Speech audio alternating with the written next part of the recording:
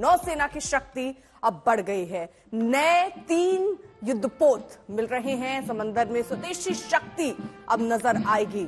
यहां पर आप देखिए, प्रधानमंत्री आपको नजर आ रहे हैं। तो नए युद्धपोत और जिस तरह भारत विकास के पथ पर आगे बढ़ रहा है, चाहे वो खुद के ही यानी स्वदेशी शक्तियों को डेवलप करना, उन सब पर भारत खरा उतरता हुआ और अब नई शक्ति के साथ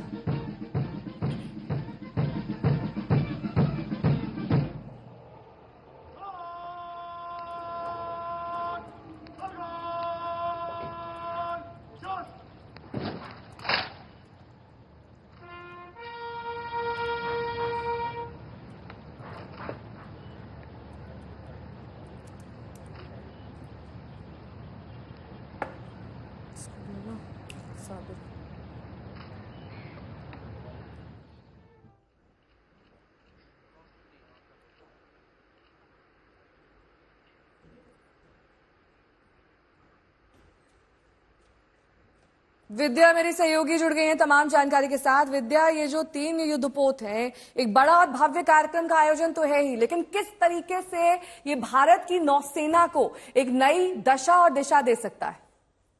जी देखिए, ये जो 3 युद्धपोत हैं, ये बहुत फ्रंट लाइन जिसे कहते हैं कि अगर कोई युद्ध की स्थिति होती है तो ये डिस्ट्रॉयर्स है, ये सामने जाके लड़ सकते हैं, ये फ्रंट लाइन पे रह के लड़ सकते हैं समुद्र में।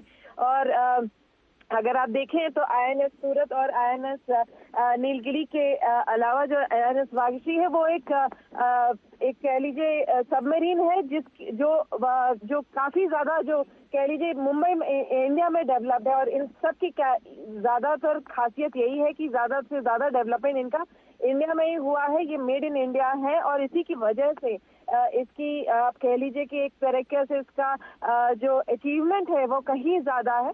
ये ऑफ कोर्स ये फ्रंट लाइन है और क्योंकि ये देश के अगर कोई स्थिति ऐसी आती है जहां पर कि युद्ध में लड़ना पड़ेगा तो ये बहुत काम आएंगे और पूरे जो नौसेना है उसको मजबूती देंगे, ये सरकार का मानना है।